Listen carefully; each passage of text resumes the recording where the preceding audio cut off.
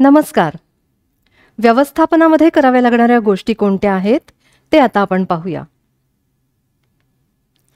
प्रथम पाहूया नियोजन. नियोजन म्हणजे काय?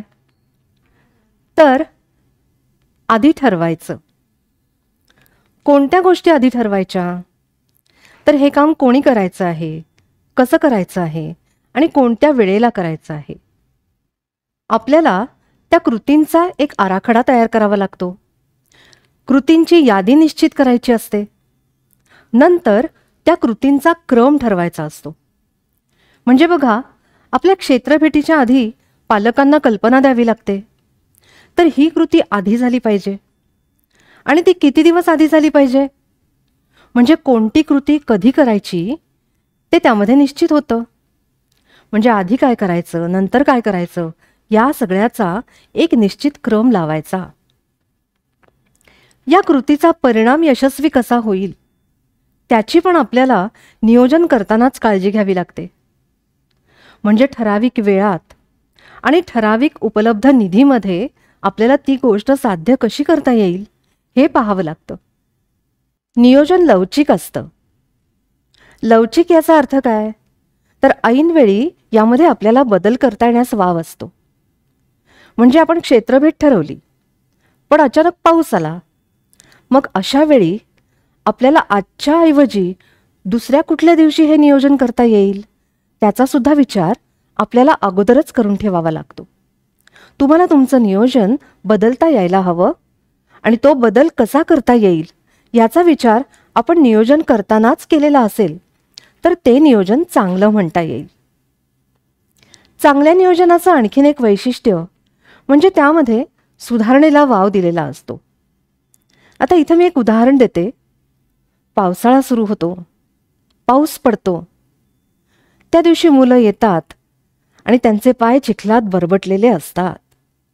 तसेच वर्गात येऊन ते सगळा वर्ग खराब करतात. या अनुभवातून आपल्याला काय सुधारणा करता येईल? जर मुलं येण्यापूर्वीच दरवाजापाशी आपण एक पायपुसणं ठेवलं तर वर्ग खराब होत नाही.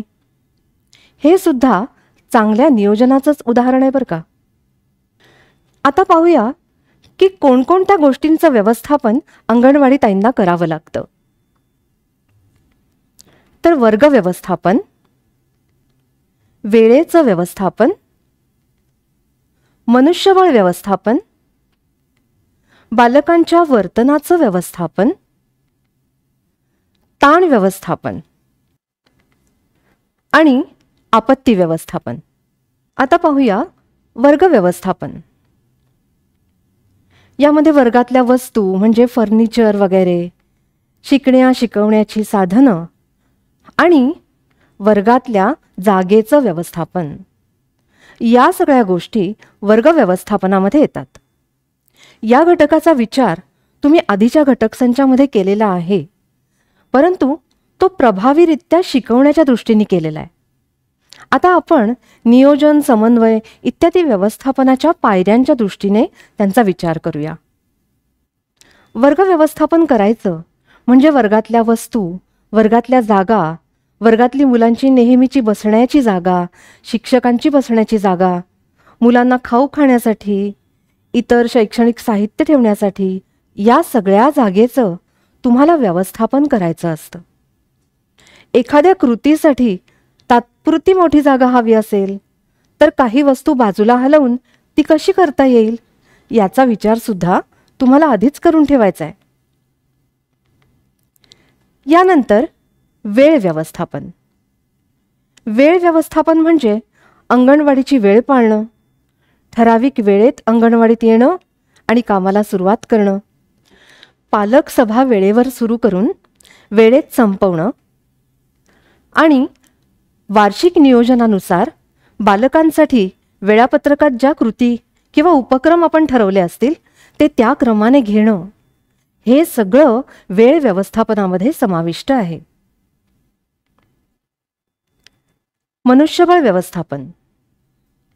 अंगणवाडीताईंच्या मदतनीस आहेत, अंगणवाडीताईंच्या वर्गातले बालकांचे पालक आहेत किंवा काळजीवाहक आहेत, बालक तर आहेतच, समाजातले इतर व्यक्ती आहेत. या सगळ्यांशी संवाद साधावा लागतो आणि या सगळ्यांचं व्यवस्थापन सुद्धा करावंच लागतं. म्हणजे या सर्वांकडून तुम्हाला योग्य वेळी चांगला प्रतिसादही मिळू शकतो.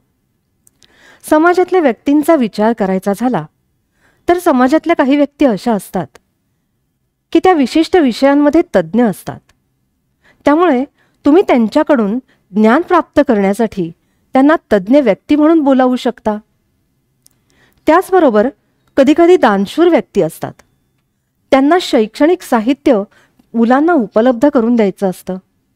तर अशा व्यक्तींबाबत सुद्धा तुम्हाला व्यवस्थापन करावं लागतं की त्यांना नेमक्या गोष्टींची माहिती देणं, कोणत्या वेळी ते त्यांचं सहकार्य अंगणवाडीला उपलब्ध करून देऊ शकतात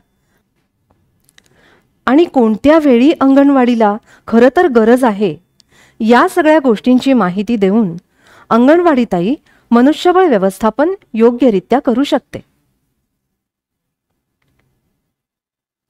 याचबरोबर बालक, पालक, समाज आणि प्रशासन यांच्यामध्ये सुसंवाद घडवून आणणारी आणि समन्वय साधणारी अशी अंगणवाडीताईंची महत्त्वाची भूमिका आहे.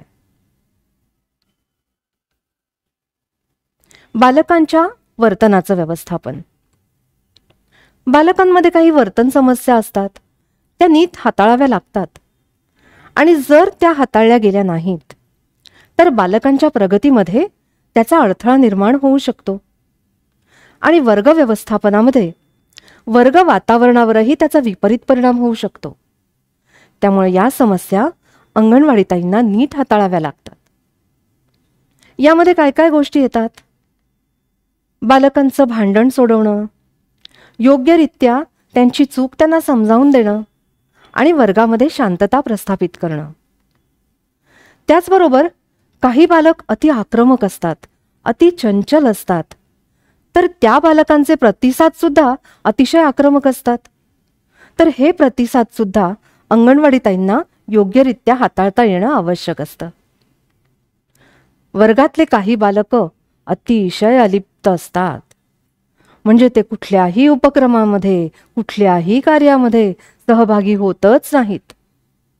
अशा बालकांना थोडंसं उत्तेजन देऊन, त्यांचं थोडं कौतुक करून त्या उपक्रमामध्ये ते कसे सहभागी होतील आणि कसा रस घेतील आणि त्यातून शिकतील, हे सुद्धा अंगणवाडीताईंना बघावं लागतं.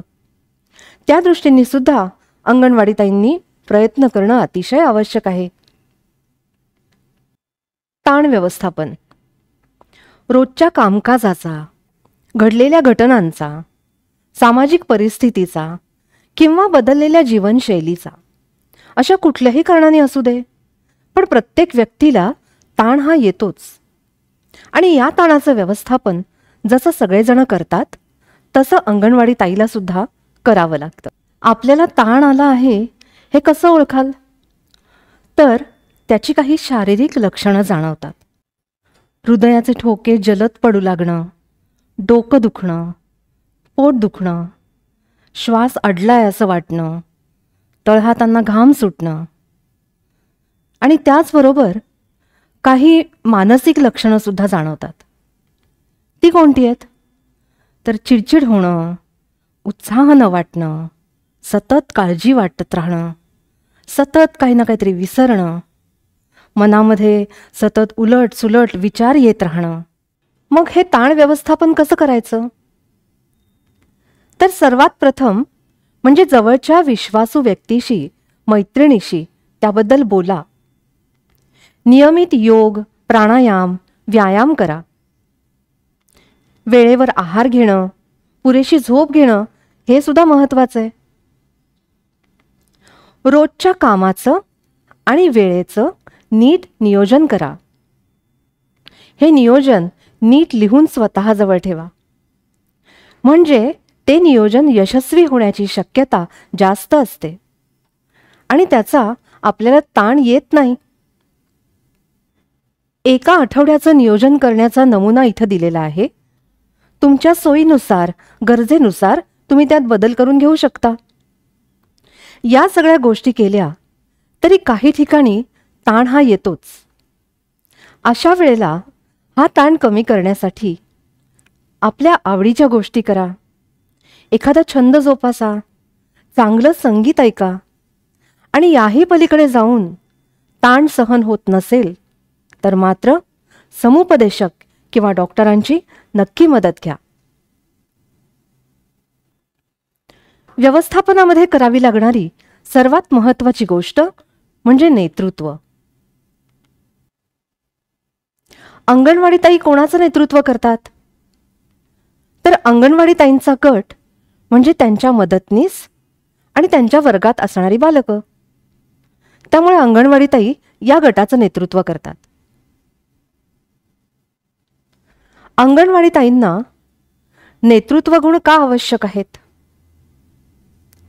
तर बालक आणि मदतनीस या सर्वांच्या कृतीला योग्य दिशा देणं, यामध्ये कामाची विभागणी याबद्दल पाहूया.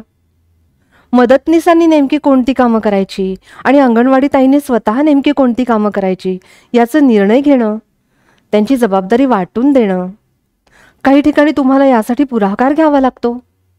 अंगणवाडीमध्ये कोणतीही समस्या असेल, म्हणजे उदाहरणार्थ अंगणवाडीभोवती संरक्षक कुंपण घालून घेणं असेल, टाकीला किंवा उघड्या गटाराला झाकण करायचं असेल, अशी काही महत्त्वाची कामं करून घेण्यासाठी पुढाकार तुम्हाला घ्यावा लागतो.